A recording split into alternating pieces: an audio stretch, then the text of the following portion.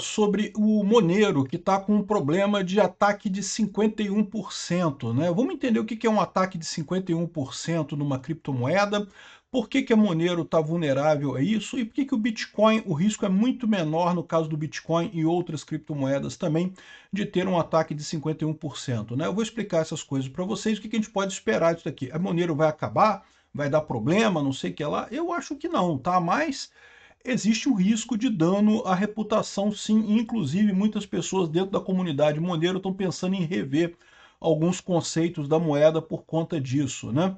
Eu vou aproveitar e vou falar também sobre a Coinex. Eu sou um parceiro da Coinex, embaixador da Coinex. Se você quiser comprar até Monero, você pode comprar lá na Coinex. Eu não recomendo não, tá? Eu falo sempre pro pessoal, para mim é Bitcoin só e mais nada. Nenhuma outra criptomoeda eu recomendo, né? Mas é sua vida, meu amigo, pertence a você, você faz o que você quiser dela. Se você quiser comprar Monero, tem gente que gosta da Monero porque é uma moeda de privacidade. Vamos entender esses conceitos aqui. Essa notícia foi sugerida por Marido Reborn, Pacote Feio e Pequeno do Peter e várias outras pessoas. Obrigado aí ao pessoal que sugeriu notícias lá no nosso site, no visãolibertaria.com. E obrigado a você que está assistindo o nosso vídeo. Se você gosta do nosso conteúdo, por favor, deixe o seu like, se inscreva aqui no canal, né? Então, Monero enfrenta um ataque de 51% de uma outra rede chamada Cubic. Cubic é uma outra criptomoeda que tem um conceito de mineração que eu, sinceramente, acho que é bolota, tá? Eu acho que isso é enganação. Eu vou explicar para vocês o conceito aqui, mas eu acho que é enganação, né? Antes da gente entrar no que é a Cubic, por que ela está com 51% da mineração da Monero e outras coisas, vamos entender o que é esse ataque de 51%, né? Que história é essa? Lembra que as criptomoedas todas são baseadas num negócio chamado blockchain, né? Blockchain é isso daqui, ó. É fácil você ver aqui, ó, se você entrar nesse site aqui, mempool.space. Isso daqui mostra a blockchain do Bitcoin. Então isso daqui, ó, blockchain é uma cadeia de blocos, né? Então tá aqui o bloco 907.619, depois dele veio 907.620, 907.621, tá vendo? É uma cadeia de blocos, né, que é colocada as transações do Bitcoin nessa cadeia, né? Aqui desse lado de cá está um negócio chamado mempool, que são as transações que ainda não foram colocadas em um bloco, né? E você lembra, tem um monte de computadores especializados, né, que são os mineradores, que tentam justamente pegar essas transações que estão aqui, fazer uma ordenação matemática com elas específica, em que eles conseguem resolver uma charada matemática própria, e quando eles conseguem isso, eles mineraram esse bloco, né? Aí o bloco passa daqui para cá, e daí você ganha uma recompensa por isso, né? Essa é a base da maior parte das criptomoedas, funcionam assim, dessa forma, né? Então, esse é o processo de mineração. Mas repara, o Bitcoin não tem um ponto centralizado, não tem um servidor central que decide qual que é a blockchain correta. Pode acontecer, quando uma dessas mineradoras descobre um bloco, consegue resolver a charada, ela publica isso na rede. Então o que é publicar na rede? Ela avisa para todos os nodos que estão perto dela que, olha só, resolvi o bloco 907.625, que é o próximo bloco aqui, né? Resolvi esse bloco, tá aqui o novo bloco, não sei o que lá. E isso vai propagando entre os servidores, entre os nodos do Bitcoin, né? Até que todo mundo concorda que, bom, esse bloco foi resolvido pela mineradora XYZ. Aqui está o nome da mineradora. O último bloco foi minerado pela Via BTC. Antes disso foi o Antpool de novo, Spiderpool. Enfim, aqui são as mineradoras que fizeram a mineração desses blocos, né? E se nesse meio tempo em que o bloco está caminhando, ou seja, você comunicou para os nodos próximos de você e eles estão comunicando para os outros nodos, mas nesse meio tempo um outro nodo lá no Japão também resolveu o bloco. Resolveu o mesmo bloco. Ele pode ter resolvido junto, né? São duas coisas diferentes. Né? Resolveu o bloco de uma outra maneira, porque veja, o resultado do bloco não é um resultado fixo, né? Você pode ter resultados diferentes desde que você consiga matar a charada criptográfica que é trazida pelo Bitcoin, né? Então vamos supor que um outro minerador, num outro lugar do mundo, também resolveu esse bloco e começou a publicar pela rede dele. E aí, como é que resolve isso? Isso acontece, tá? Volta e meia acontece. No site aqui não acontece não, porque eles não mostram esses casos, tá? Mas de vez em quando acontece na vida real, tá? Acontece de dois blocos serem minerados ao mesmo tempo. Não é exatamente ao mesmo tempo não, tá? É como eu falei, enquanto um bloco está propagando pela rede, o outro é resolvido e aí propaga pela rede também e você tem um conflito, né? O que que acontece a partir daí? Metade da rede vai estar acreditando que o fulano lá do Japão que resolveu o bloco 907.625 e a outra metade da rede vai estar achando que você que resolveu o bloco 907.625. E aí quando você começa a minerar o bloco seguinte, você tem um problema, porque uma parte vai minerar a partir do bloco dele, outra parte vai minerar a partir do seu bloco. Quem conseguir resolver o bloco seguinte, aí vai ter o que eles chamam de vantagem de tamanho. Como a pilha é maior, tem um bloco a mais, vai ganhar sobreposição sobre o lado que perdeu. Então você resolve o problema. É por isso que em Bitcoin você recomenda que sejam... você só confirme uma transação Bitcoin depois de 6 confirmações na cadeia. Por quê? Porque uma confirmação só pode ser que isso acabe sendo um bloco órfão, como eles chamam, e depois uma outra sequência sobreponha essa sequência do bloco órfão, né? Então é sempre importante você aguardar 6 confirmações do Bitcoin para ter certeza que realmente a transação aconteceu, né? E isso é a questão da bifurcação da rede. Isso acontece com qualquer blockchain, por quê? Porque todos os blockchains são descentralizados, então você não tem como dizer, ah não, esse bloco aqui é o principal, esse nó aqui é o principal. Se ele diz que é desse jeito, então todo mundo vai concordar. Você não pode fazer isso, porque você criou uma centralização no Bitcoin. Então tem que ter essa briga mesmo, e essa briga de vez em quando pode gerar até, pode ser que, né, acabou de minerar um bloco, alguém minerou um bloco, a Mara Pool, lá nos Estados Unidos, minerou esse bloco daqui, né?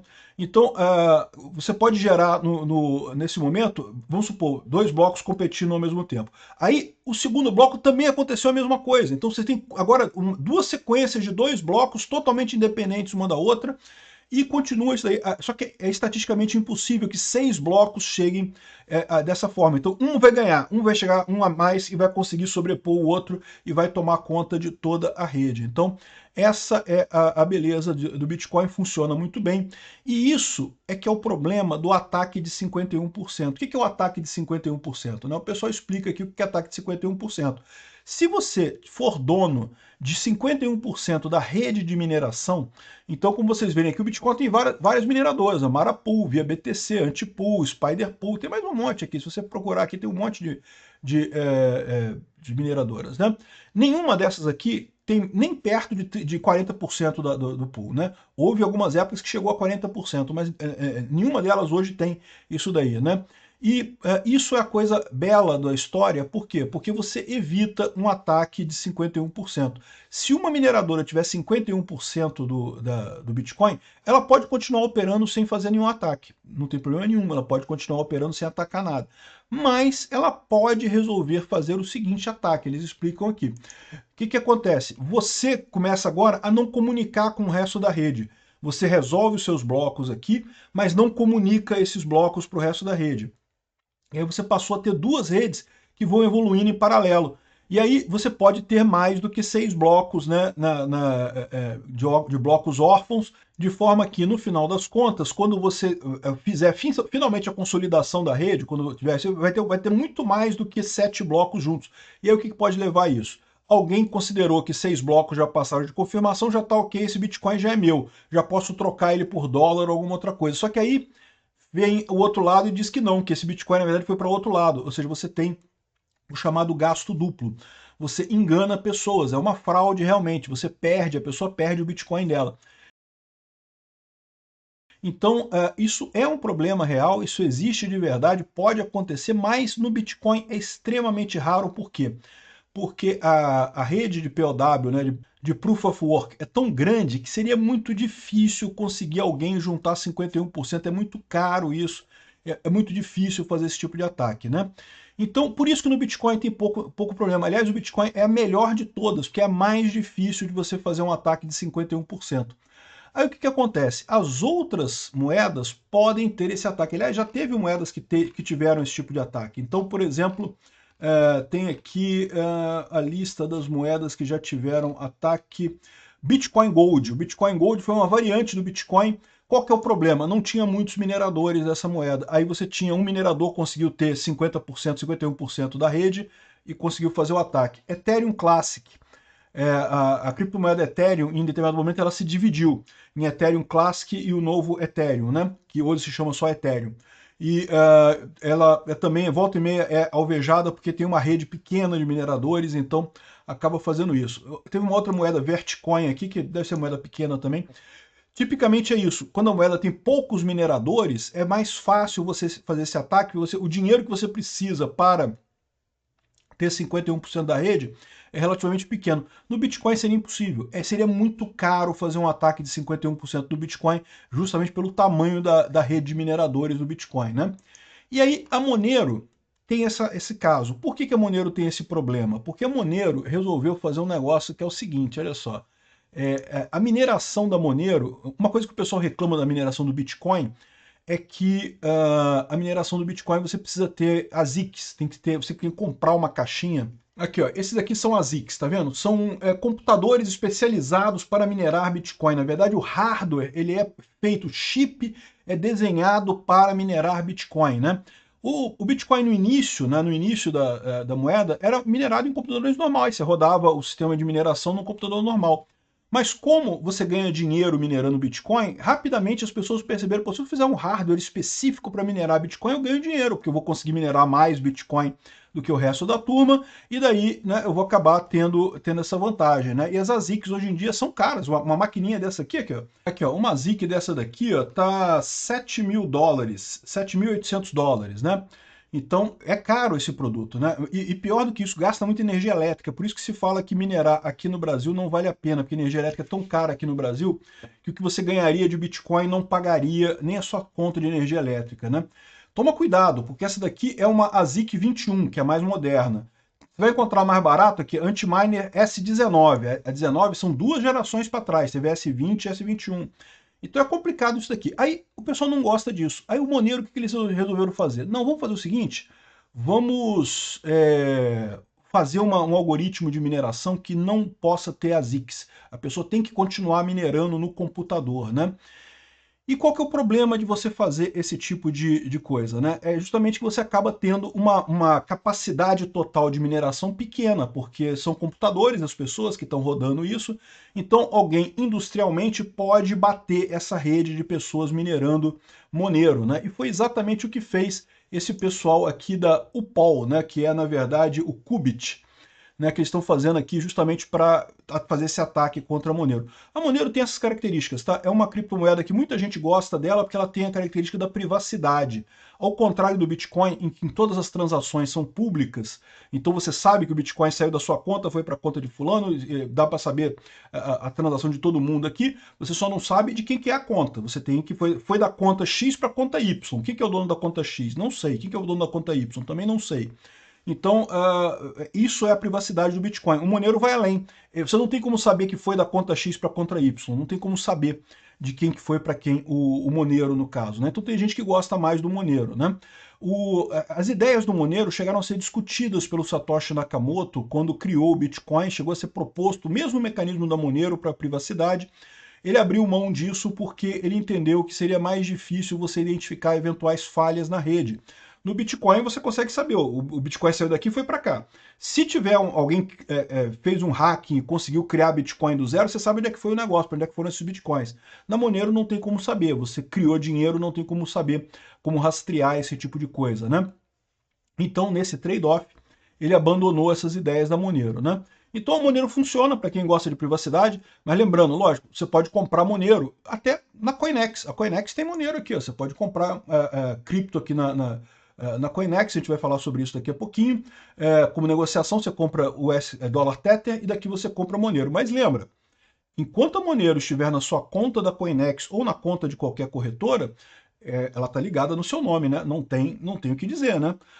No momento que você quer realmente ter privacidade, tem que transferir esse dinheiro da Monero, da Coinex ou de qualquer outra corretora para uma carteira própria sua. Aí você vai ter a sua privacidade. A partir daí, você pode gastar esse Monero sem ninguém saber que você gastou esse Monero, né? Então, a Monero tem essas duas características. É uma moeda de privacidade e ela pode ser minerada em computadores, né, normais. Aí, qual que foi a sacada que o cara fez aqui, né? O que aconteceu? Esse cara aqui, ó, da Qubit, ele inventou um negócio chamado UPOL. Vocês sabem, Proof of Work, né, prova de trabalho, é a base da blockchain, né? Justamente você resolver aquele enigma criptográfico que a gente explicou que o pessoal tem que resolver no blockchain, e as outras criptomoedas funcionam de forma similar, né? Uma crítica que se faz a isso é que você desperdiça energia elétrica em algo que não resolve nada. E aí, qual que foi a ideia do cara aqui? Não, e se ao invés de você usar essa energia, você estivesse resolvendo um problema real, um problema de verdade? E aí ele diz aqui que é justamente treinamento de inteligência artificial como maneira de chegar no mesmo consenso, né?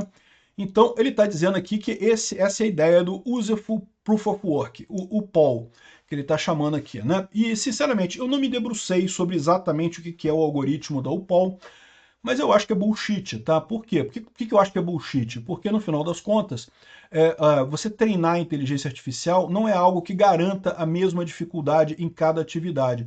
Quando você faz a charada criptográfica do Bitcoin, você tem certeza que depende exclusivamente da capacidade computacional, mais nada. Aqui, nesse caso, como é que você vai fazer para garantir que todas as tarefas de treinamento de IA tenham o mesmo peso? Isso não faz sentido. Para mim, é bullshit isso daqui, né?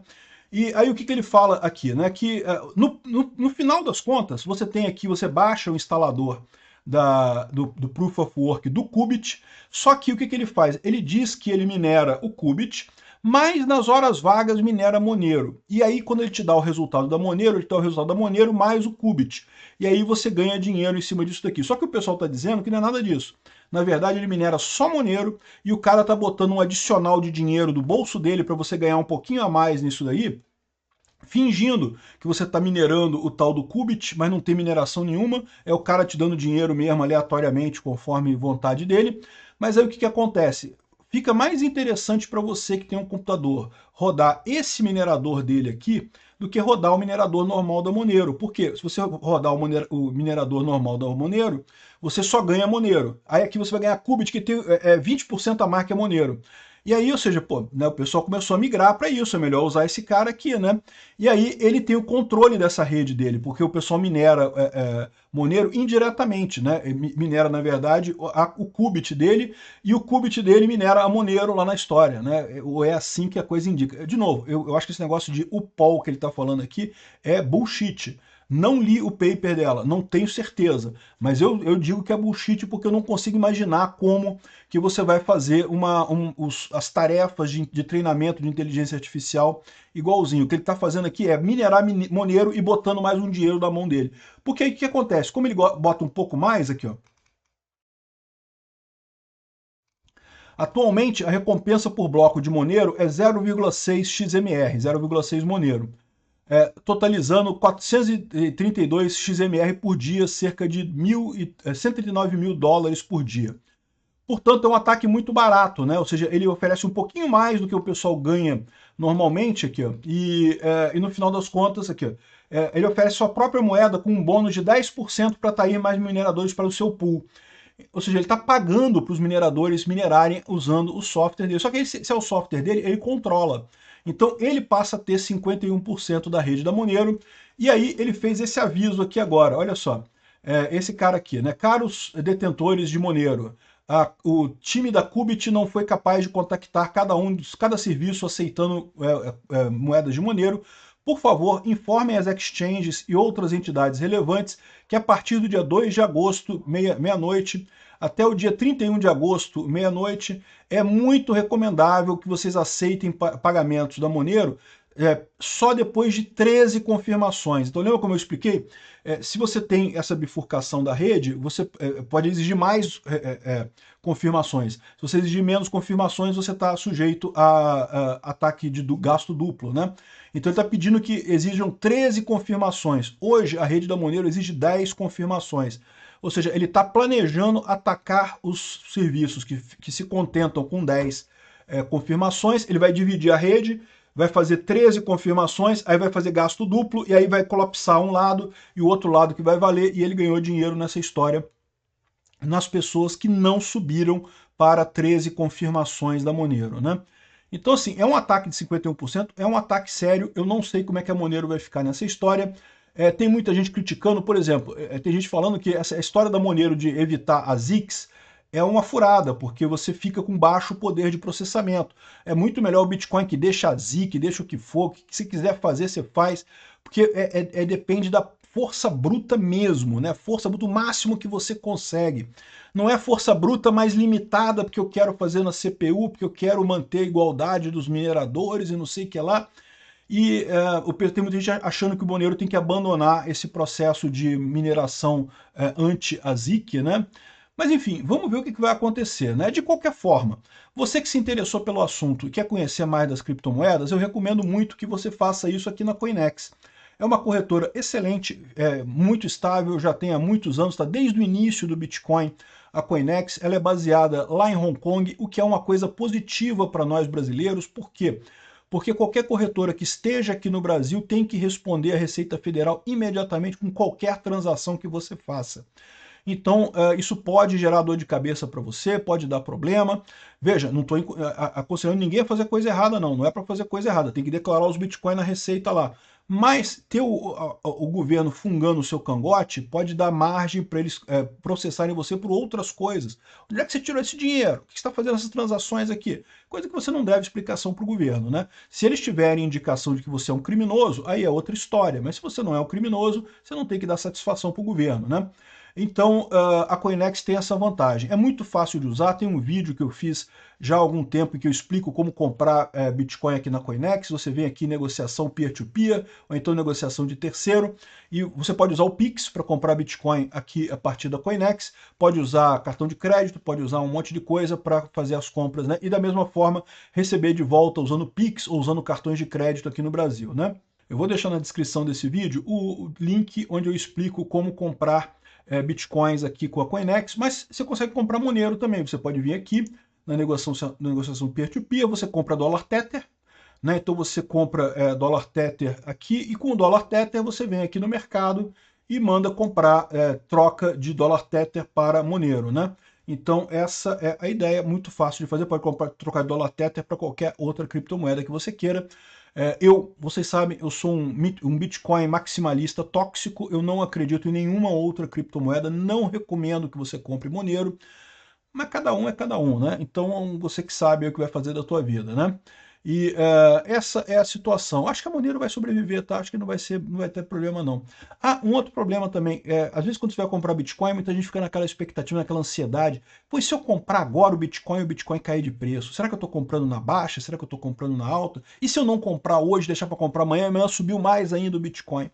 Tem uma estratégia chamada DCA que explica direitinho como é que você faz para diminuir esse risco e vencer este medo do como é que eu faço para comprar Bitcoin e garantir que eu não estou comprando na alta, não estou comprando na baixa, não sei, comprando na baixa você gostaria de garantir, né? Mas não evitar que comprar na alta, né? A estratégia do DCA é muito interessante. Tem um outro vídeo que eu explico como que você pode fazer isso aqui na Coinex também. Eu vou deixar então os dois vídeos aqui na descrição desse vídeo, né? A Coinex é muito estável, funciona muito bem, eu uso ela, tenho uma relação muito boa com o pessoal de lá.